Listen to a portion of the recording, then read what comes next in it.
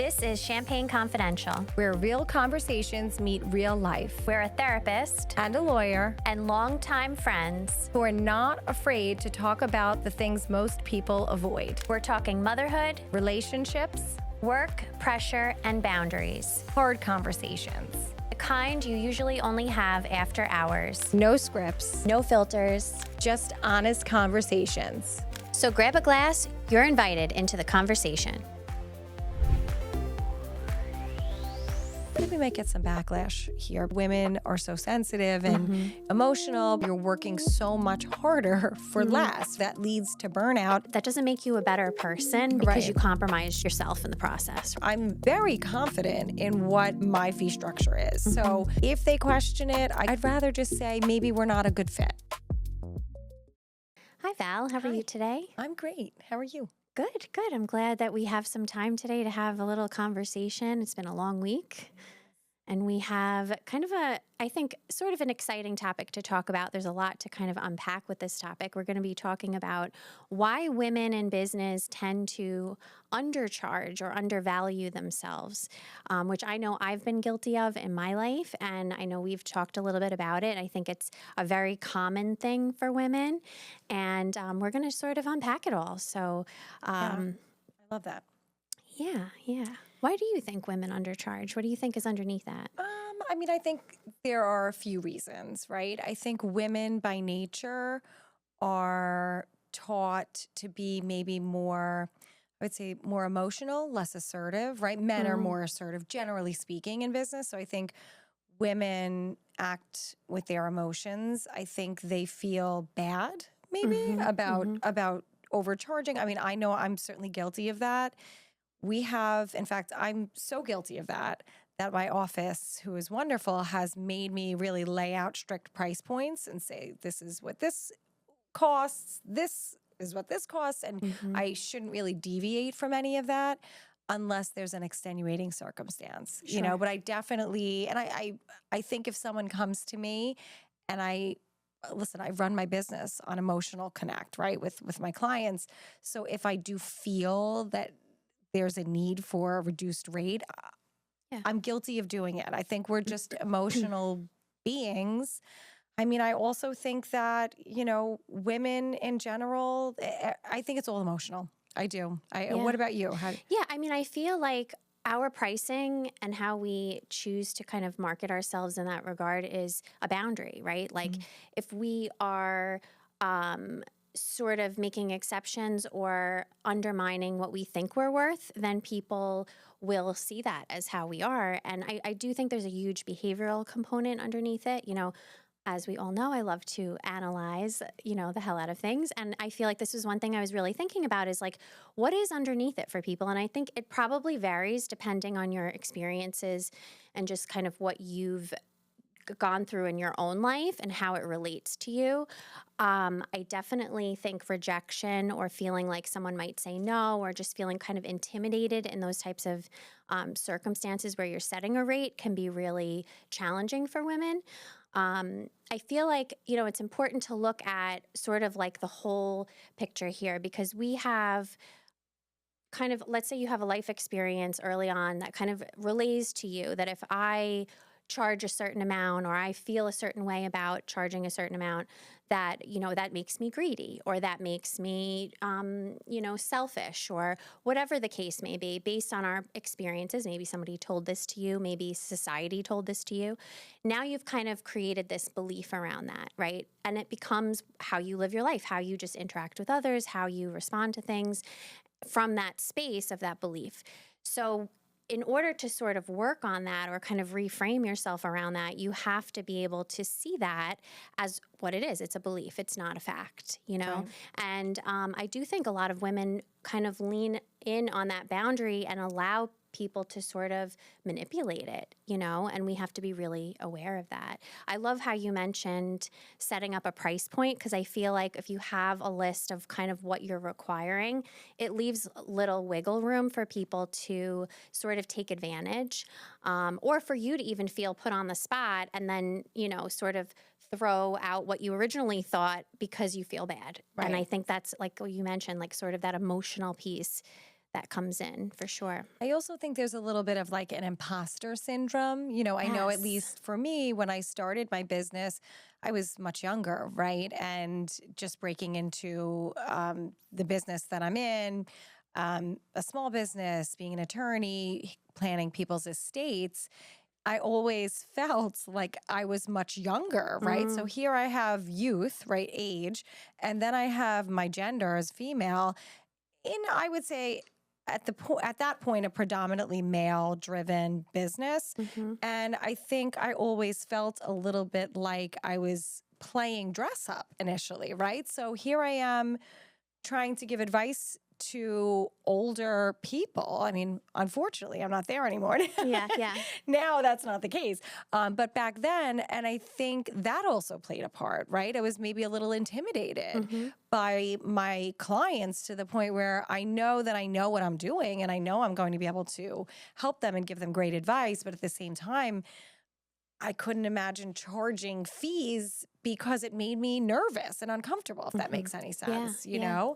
And I also think just again, being female, it's hard to break through the social norms and, feeling like you could, I don't know, I guess be aggressive. Hmm. Things have certainly changed over time, but I think there's certainly a lot to be said for that. Yeah.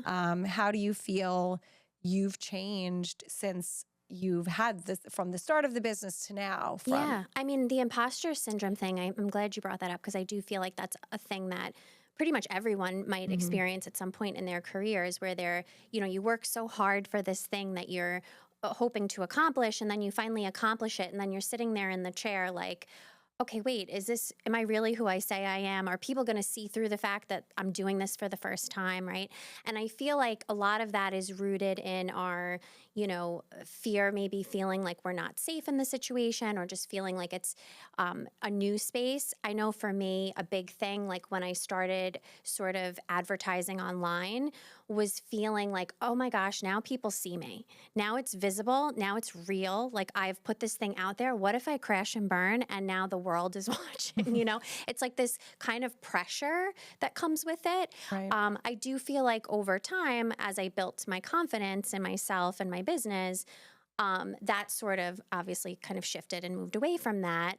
But I think a lot of people experience that. And I feel like it's important to remember that when it comes to imposter syndrome, really it's just a lack of confidence because you're Sure. new, right? So the only way to develop confidence is to just continue working at it, build upon it, and then eventually you'll feel better about it. I feel like, there's that whole like fake it till you make it. And I know some people don't agree with that for whatever reason, but I feel like there's truth to that Oh, sure. because again, if we go back to our belief system, it's like if I believe something about myself over and over and over again, eventually that becomes who I am, right? It's my belief system. So if I'm coming out here and I'm going to, say that I'm a therapist and this is what I do and I'm standing behind the things that I do and maybe I'm a little weary, maybe I'm not 100% sure, but I know I'm coming in with like care and intention and I'm here to do a good job and I am like coming in full force with what feels good about this.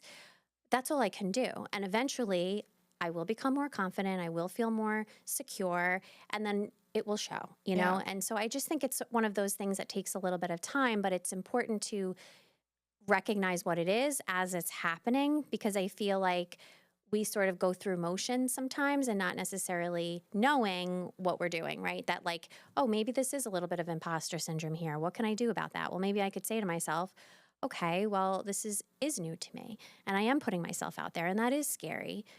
But Mhm. as I continue to do that, I'll start to feel better about it and just like kind of having that internal conversation to move Right. through it. So these are conversations I have all the time with my younger staff, right? I have a young associate. She's been practicing for about 3 years now. She is fantastic. She's so intelligent. She's so good with clients.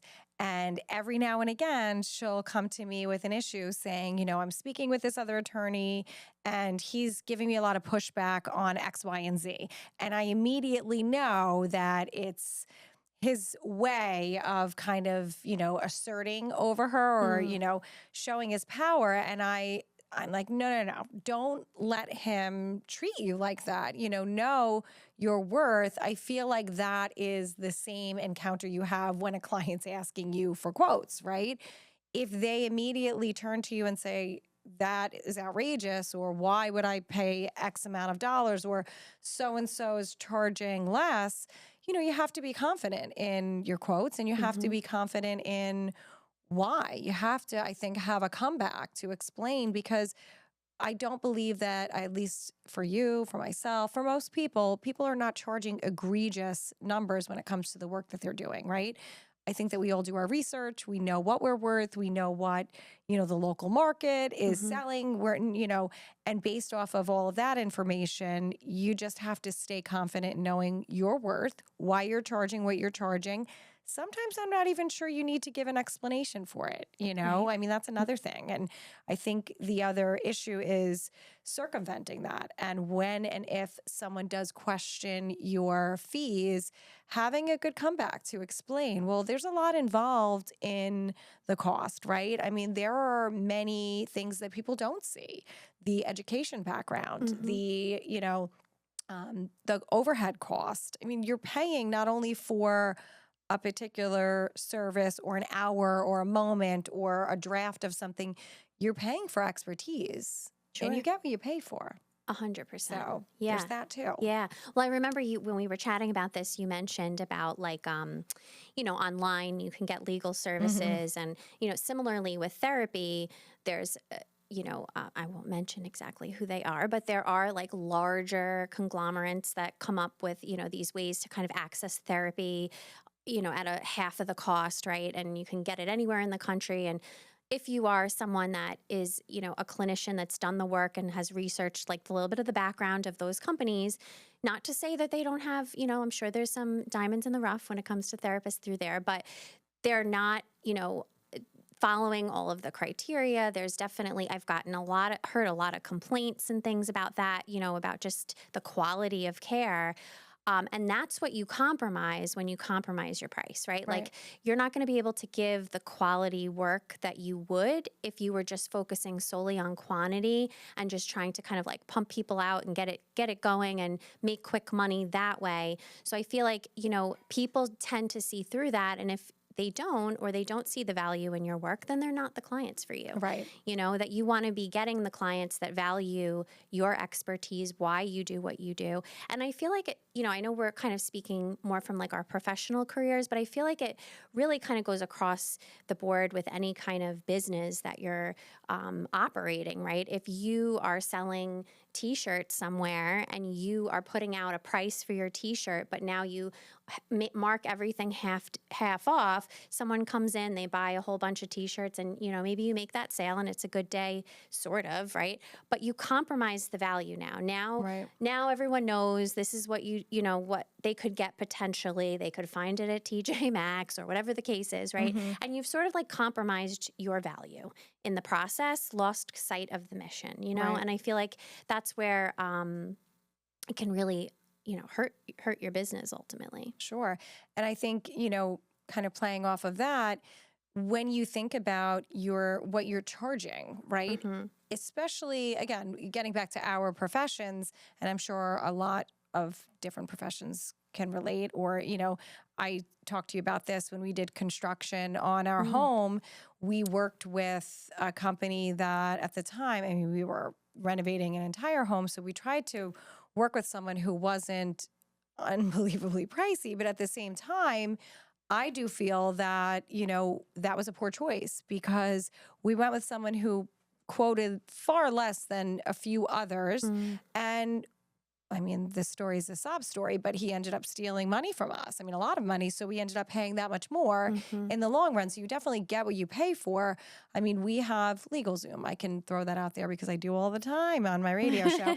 But, same thing. This is a program or an online website where people can go and print out their legal documents. And it's really just a form. They print it out. They need to get it notarized and witnessed.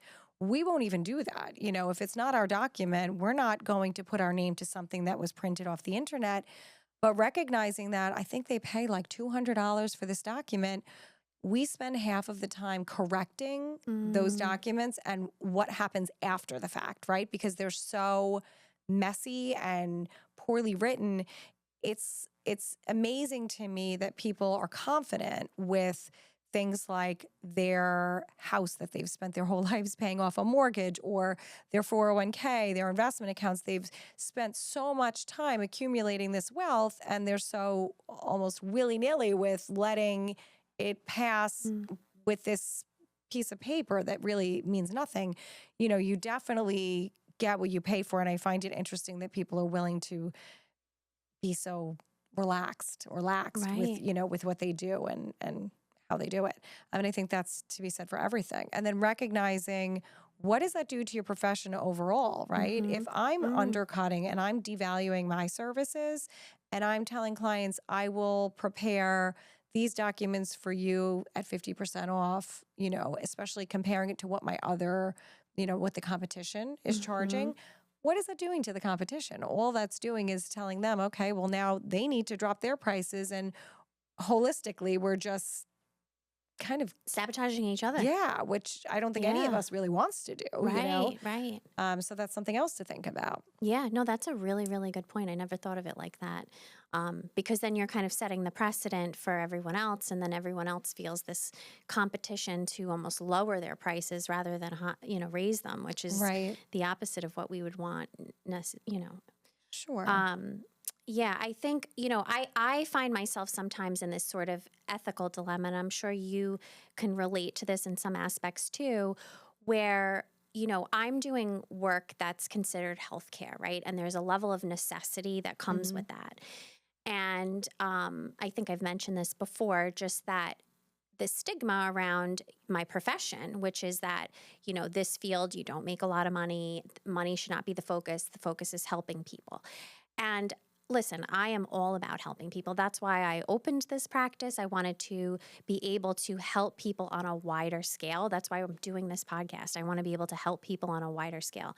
I feel like we have to remember, though, that in order for me to be able to give that quality level of care to patients, in order for me to be able to take care of the clinicians that I have and have high quality clinicians, I can't think with that mindset around, we're not going to use this as a position to elevate the practice, because that's going to be okay. You're going to have a clinician that's not attentive. You're going to have a clinician that's burned out. Right. You're going to have a clinician that's not maybe trained in all of the up and coming, opportunities and education that's available. I value trying to be able to offer them small caseloads so they're not feeling so stressed and burned out. This is heavy work we do. We hear a lot of really heavy stuff in sessions. And if my clinicians aren't in a good headspace, they're not going to be able to help you the best that they can. And there are plenty of places, including some of these online places, but even local, practices where they've just grown and grown and grown, where the quality gets compromised in the process because maybe they're offering you the better rate. Maybe they accept every insurance under the sun, and they can give you that access. But are they giving you that quality? Are they able to, are there clinicians in a healthy mindset? All the other things that kind of go along with it that I think sometimes gets compromised in the process. So I feel like, I think we were talking about this too a little bit, just finding that balance, right? Hmm. Like having a boundary, being able to recognize that, okay, yes, I am in a profession where I want to help people. So there will be people that I will make exceptions for. I do offer sliding scale fees for a selected amount of clients per year. We do accept some insurances, but I'm not going to, necessarily compromise the integrity of the practice because I'm putting so much effort into making it accessible and affordable, because then we lose that quality. And I feel like that's something that, a lot of clinicians struggle with, is just the ethical piece of wanting to make it accessible to people. Right. Right. And I think there's that element of, if you do reduce your fees so drastically and so often, you find yourself in a situation where you're working so much harder for Hmm. less, right? So that leads to burnout. And then, of course, that turns into, well, you're not as effective or efficient of a Hmm. professional. And I think that, it's funny because I think to myself, I don't know that I would ever question, and perhaps it's because I am a business owner, but I don't think that I would ever really question someone else's fee structure. I Hmm. find that interesting. I think I would probably be more apt to just not go with that person if I didn't agree with their pricing, Right. as opposed to saying or questioning or combating their fee structure. Do you agree with that? I think that's interesting that people are so Yeah, I mean, I think people feel this sense of, anything's negotiable now, right. right? Which listen, to some, in some circumstances, like I said, I hear that because I do feel like when it comes to, something so sacred like your mental health, right? It's like I want to be empathetic and understanding, and that's like my nature. So I try to meet clients where they are, but I have to draw a line because if I'm paying, if I'm charging less than what the clinician is getting paid and I'm not able to function, then I'm not going to end up, it's going to crash and burn. I'm not going to be able to sustain that, right? So I think that question around like, yeah, if people are questioning the fee scale that you have, maybe either they're not a good fit for the business that you're running, or whatever the circumstances. I mean, I hear what you're saying. I feel like it is a little like ballsy And I definitely think when I to was some extent, younger, right? Like, totally. I mean, when I was younger, when I first started my practice, I was definitely more willing to reduce my fees, right? I mm-hmm, wanted clients. yeah, So I was willing to pretty much take whatever was coming through the door, mm-hmm, the grunt work, right? mm-hmm, And now I think because of confidence, I'm sure, when a client asks what the fees are, I'm very confident in what my fee structure is. mm-hmm, So if they question it, I can list a million reasons why, but I'm almost hesitant to because I'd rather just say maybe we're not a good fit, right? mm-hmm. Because if you're really questioning, then Do you trust? what are you get right? What are you getting on the other end? It's almost like the consultation's an interview process, right? Mm, So do you want to work with me, but at the same time, do I want to work with you, right? If it's not a good fit, it's just not a good fit. So I think right. that's something over time that as any business owner, you Mm-hmm, just become more confident and it's easier to say, this is what it is. mm-hmm. And, there's really no room for negotiation.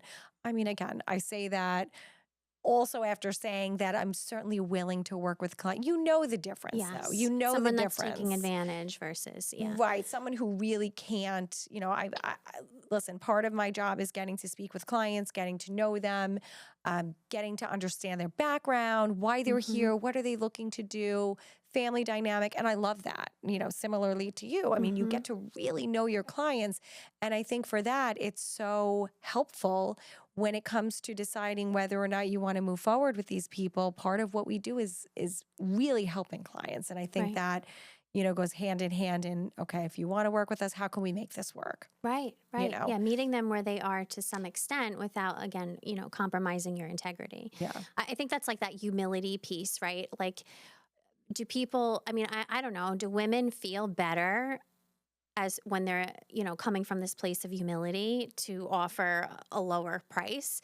Like it's interesting, right? It's like what's behind that where it's like, oh, I'm a good person Right. because I gave this away. But at the same time, you're you're not coming from a place of integrity for yourself. Yeah. And that's your value is being compromised as in the process, and that's going to set forth the tone for Yeah. the future. So I really think, it really comes down to those boundaries. You really have to have some clear boundaries, and it's fine if customers want to ask questions, want to understand why you're pricing things the way you are, to explain it, to stand by Hmm. it, to make them feel more confident in you and your abilities of why you're charging what you're charging. But I think at the end of the day, it's like that doesn't make you a better person because you Right. compromised yourself in the process, right? Right. And I think if I were giving anyone a tip as to how do you handle that Mm-hmm. situation, again, everything we talk about comes down to confidence, right? Yes. Just know your worth, and don't falter. I mean, in anything that you do, even your t-shirt person, Mm-hmm. example. I mean, you know your worth. You priced yourself at a point where you are confident in that, and don't falter. Mm-hmm. Give obviously with an exception, but I mean, don't falter. Be confident. It's And so see where it gets you. yeah, it's so I feel like sometimes I feel like we might get some backlash here because we are saying how women are so sensitive and Mhm. emotional, but at the same time I definitely think there are a lot of women who are aggressive and we should cheers to Cheers to them that. Yep. because I know in my profession, I'm a really great estate planning and elder law Mhm. attorney because I'm so emotional and I love my Mhm. clients and I want to take care of them and protect them. But then you have the criminal attorneys and the divorce attorneys Mm. who are very cutthroat, and I commend them because I don't think that I could ever operate in that manner or in that space. But, you know, there are certainly plenty of women out there Mhm. who maybe would not be as hypersensitive Yeah, as yeah. as we are. And I really think our sensitivity, sometimes we look at that negatively, and I think that's sort of like culturally, right? What Mhm. society tells us, like, oh, you're too emotional, you're too dramatic, there's too, so we get wrapped up in that and then see that almost as like a negative But when don't you wonder sometimes if I mean, I feel the world might operate much better if we let in a little of that emotional side, you have to you rein know? it in. I think there's a place for it. I think that's, like you're saying, there's a place for it in your field because you need to be able to have some compassion, to be able to connect with people so that they feel safe with you, right? And that's a gift you have to be able to give that to them, that nurturing piece of yourself. And I think, you mentioned aggressive. I always love the word assertive Mhm. because I feel like we need to be able to be assertive, though, that it's okay. Yeah, I might be a sensitive person, but that doesn't mean I'm going to allow you to push me around. Right. There's a big difference there, right? Of Sure. just, and I feel like the point of this, too, of this conversation really is to bring to light, like, work on this stuff for yourself. It doesn't, just because you're sensitive and loving and have this emotional side as a woman doesn't mean that you can't work on this for yourself in a way that's going to better yourself by setting that boundary and feeling confident enough to do that. We're kind of shoved into this man's world sort of, and it's like I always think about, I mean, I've seen so many things online about like, well, women, we fought to be here and to be able to do this. And now, look, we're doing everything, right? We have to do all the nurturing, motherly stuff. And then we have to run the businesses and we have to have the jobs and, do all the things like a man would do too. Like, do we, what, wish for something more than we should have in Shoot some ourselves in the ways, foot. right? Shoot ourselves in the foot, right?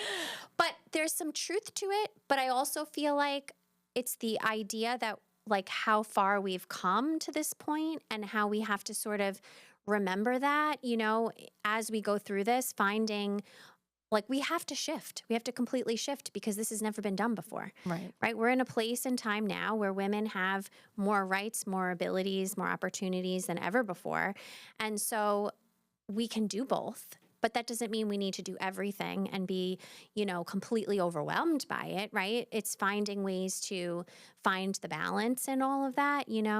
I was just doing a little bit of research before our episode on just like what are some new things that women have accomplished in like the recent years. And I know we've always talked about this because it's related to running, but the running community, right? Like a woman ran the first time the Boston Marathon in the 70s. We're not talking about, hundreds of years ago. Like she actually entered into the marathon as a runner, as a man to hide her identity. Just like Mulan. Yes. Oh, great reference. I know. Um, Always. but she entered into the race as a man. She ran most of the race. I'm not 100% sure of her entire story. I think she ran most of the race without anyone recognizing, or maybe she even finished it. And then the following year, they allowed women to, she fought for the right for women to be able to Wow. run in a full marathon, Know that. which was not that long ago. Yeah. So I think when we go back to like our wiring and how we're programmed, I always think of it as like our default settings as people is like what right? As you were growing up, as as I grew up, maybe we didn't witness or even know that women were running marathons. Think about that. Like so many things that were not possible for women or were not even like an option. We never witnessed whatever your political beliefs are, it doesn't really matter, but we never witnessed as children a woman running for vice president, right? We Right. never witnessed um, a a wide range of, I just saw this yesterday, the first woman to go to the moon. Mhm. We've never witnessed something like this in my daughter's lifetime. This is her witnessing this as a child, that this is possible for women. So it kind of makes sense why you might question your value and your worth when this is like really new territory for us. Right. That's true. I've never really given it thought like that, you know?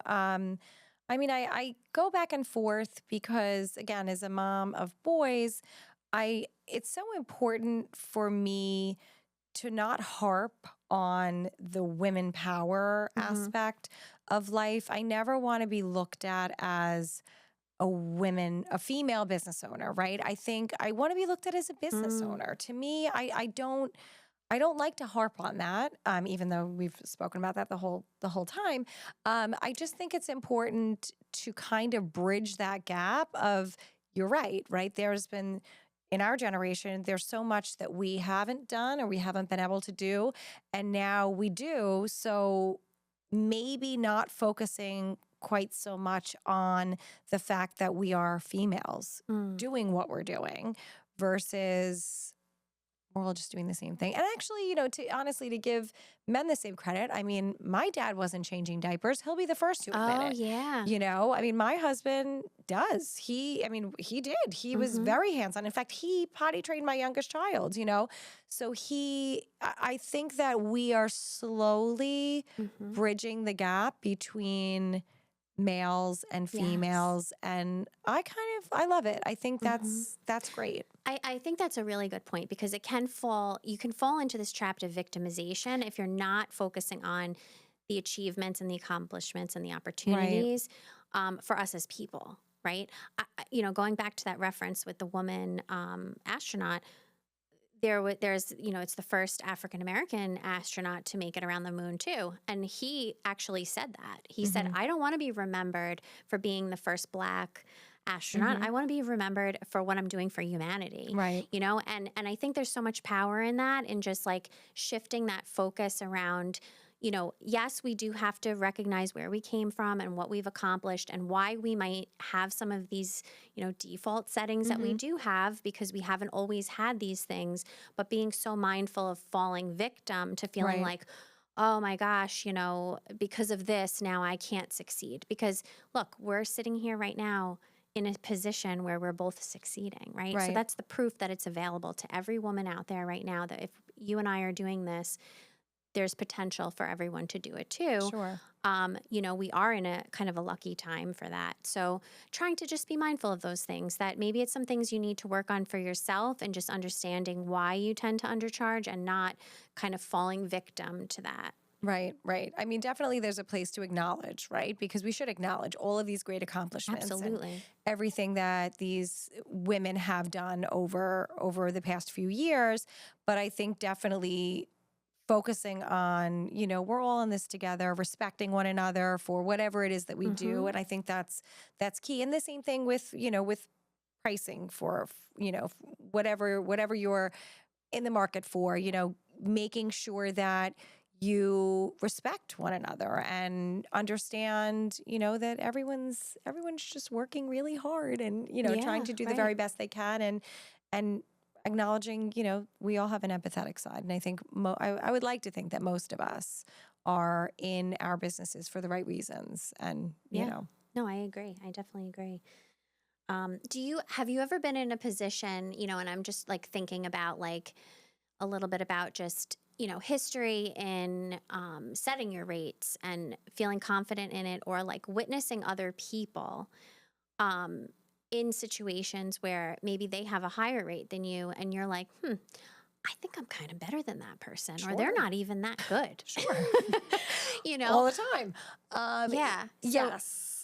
I mean, for me, I also can carve out why I think people charge what they charge. I certainly see time in mhm, business is certainly a factor in why someone is charging more.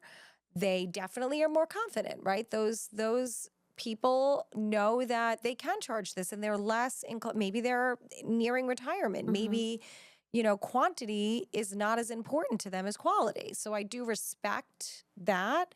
I also think that, there's a time where, I mean, certain attorneys will provide clients with big leather bound books for their, I mean, Mm, you're paying for that, I try to find that happy medium of providing my clients obviously great service and great documents. I just don't know it's as important that they walk out with, a leather bound binder. mm. There's a middle ground, right? I'm not sending them Yeah. out the door with, loose leaf paper, but at the same Hmm. time, finding that, middle ground, I think is key there.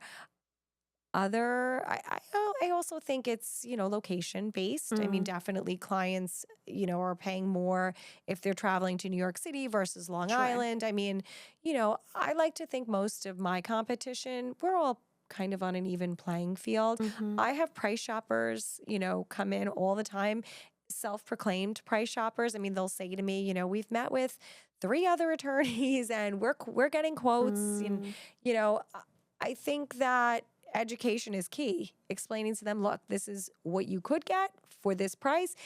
I'll be honest, if anyone's quoting you, far less than what I am, I think you should heed, sure. tread lightly.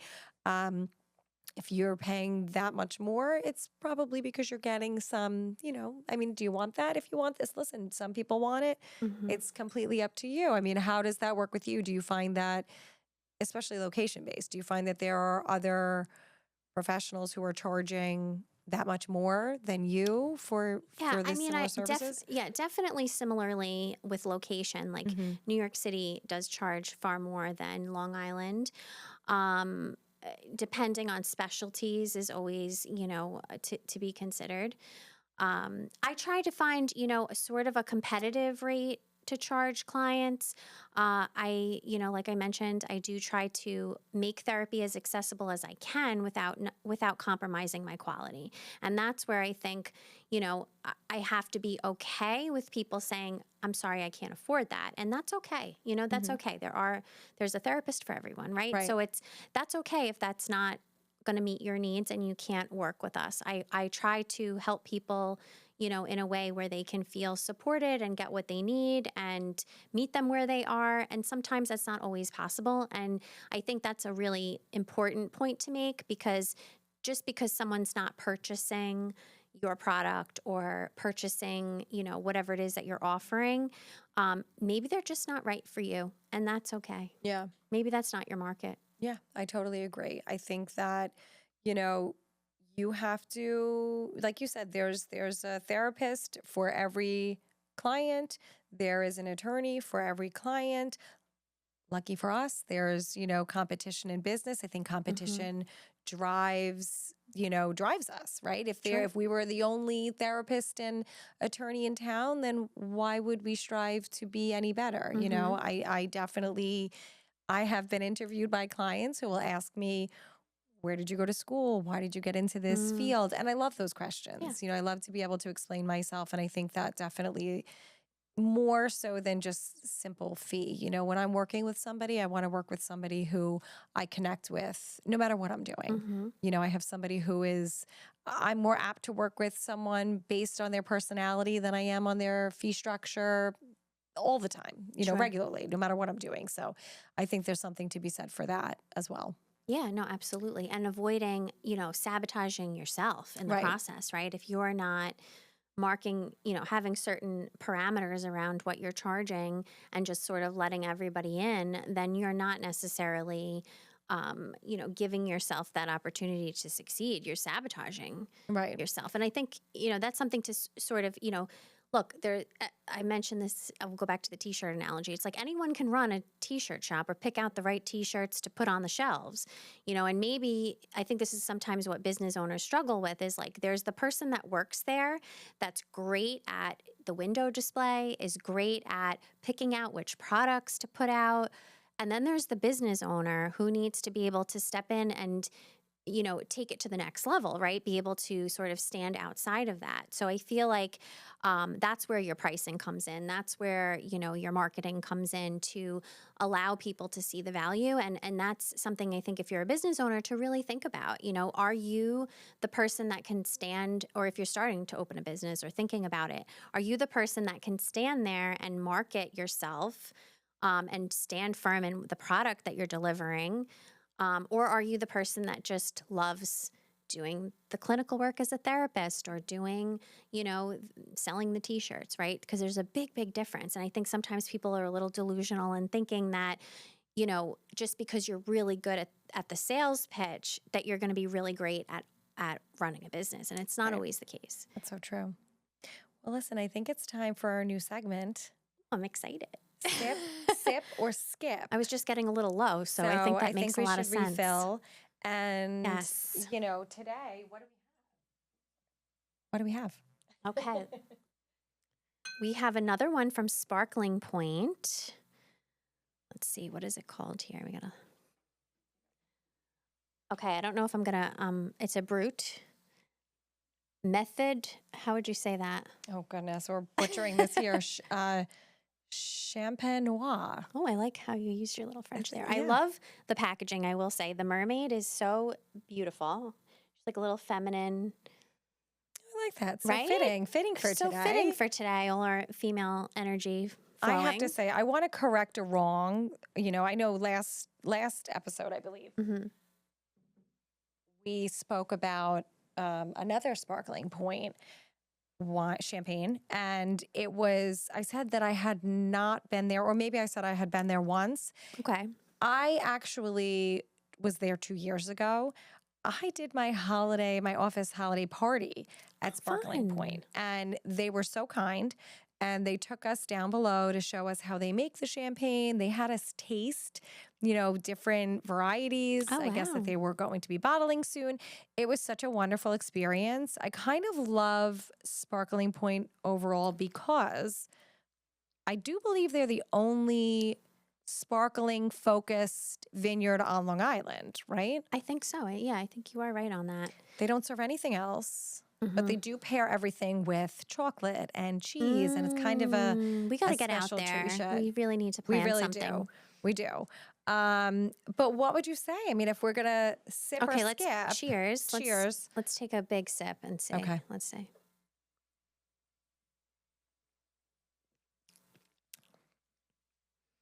Okay.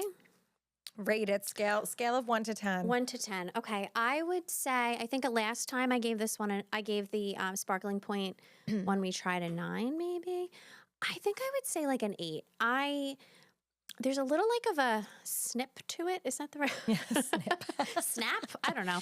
There's like a little bit of like it gets you a little. Not bite. that it's a bite. That's the word. Not a snip, a snap, a bite. That's what I'm looking for. Yeah. There is a little bite. I feel like this might like pair well with a steak, perhaps. I don't know. Sip it. I think I would. I don't know if I would say skip it completely. I just think there's certain times for this. I mean, an 8. Nobody's skipping an 8. Okay. All right. An 8 is a pretty high score.